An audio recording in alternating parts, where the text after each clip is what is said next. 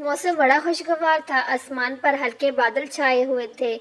सूरज की किरणें पहाड़ों के दरमियान बने ग्लेशियर्स के पीछे से झांकती दिलकश नज़ारा पेश कर रही थी। जीप जब फूलों से सजे हुए छोटे से काउच के सामने रुकी तो यासर बेइख्तियार चिल्लाया, वाह बाबा, ये जगह तो बहुत अच्छी है। हाँ, बाबा ने हंसते हुए बोले और ड्राइवर से सामान निकालने के लिए कहा। अम्मी जान और हदीबा भी जीप से उतर आई और खूबसूरत नज़ारे देखने लगी।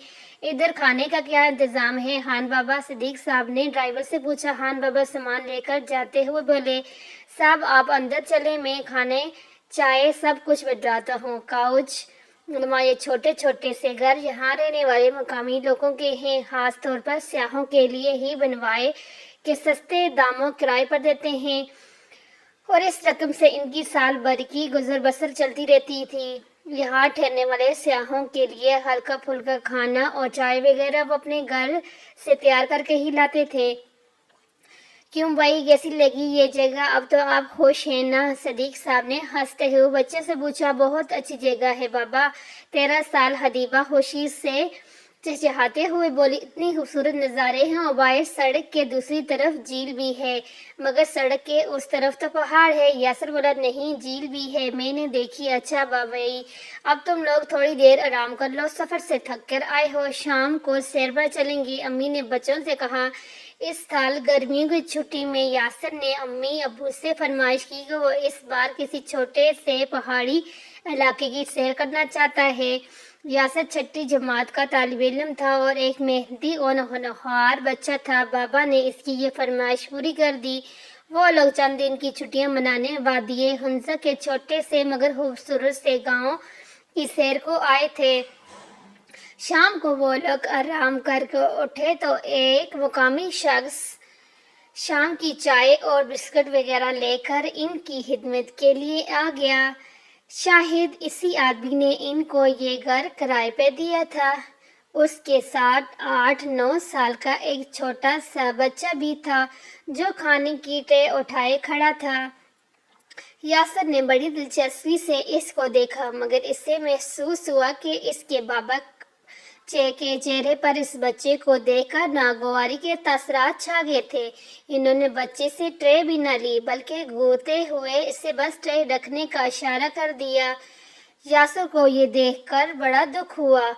क्या इसके बाबा गरीबों को पसंद नहीं करते? इसे पहली बार ये एहसास हुआ। यासर ने बच्चे की तरफ देखा। वह एक सुर्ख व सफेद रंगत वाला एक प्यारा सा बच्चा था जो मासूमियत से इसे देखता चला गया। चलो यासर, झील पर चलते हैं। हदीबा की आवाज़ पर वह चौंका। वो थोड़ी ही देर में वो सब घूमने बाहर चले गए। दूसरे दिन सुबह वही बच्चा नाश्ते की ट्रे लेकर आया तो सदीक साहब ने इससे ट्रे लेकर किसी बहाने से इसे बाहर भेज दिया। यासिर ने ये देखा तो इसका दिल बहुत दुखा। आखिर वो भी तो इसी की तरह एक मासूम बच्चा था यासर उदासी से सोचता रहा। कुछ देर बाद जब वो हदीबा अम्मी जान वादी की तरफ चहलकदमी को निकले तो यासर को वही बच्चा जाता हुआ नजर आया। यासर बेहतियार इसके पास गया। सुनो, तुम्हारा नाम क्या है? अरबाब खान। नीली नीली आंखें चमकवाते हुए वास्ते से बोला। पढ़ते हो? यासर ने पूछा। नहीं, कोई पढ़ाता नहीं। अरबाब खान मासूमियत से बोला।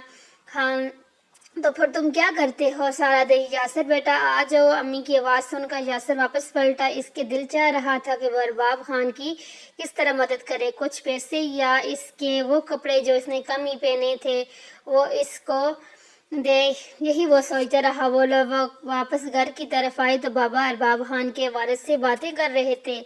इतने छोटे बच्चे से आप काम करवाते हैं? इनकी तो अभी स्कूल जाने और खेलने कूदने की उम्र है। सिद्दीक साहब ने अफसोस से कह रहे थे।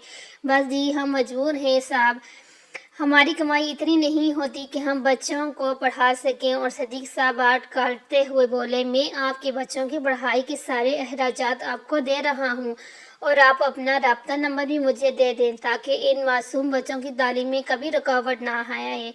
आपकी बहुत मेहरबानी। अरबाब के वालिद ने तशक्कुर से कहा। यासर के चेहरा खुशी से खिल उठा। वो बेइख्तियार अपने बाबा के गले में झूल गया। बाबा, आप दुनिया के सबसे अच्छे बाबा हैं। इसकी बात पर वो बेइख्तियार हंस पड़े। इस तरह यासर भी खुश हो गया और बच्चों की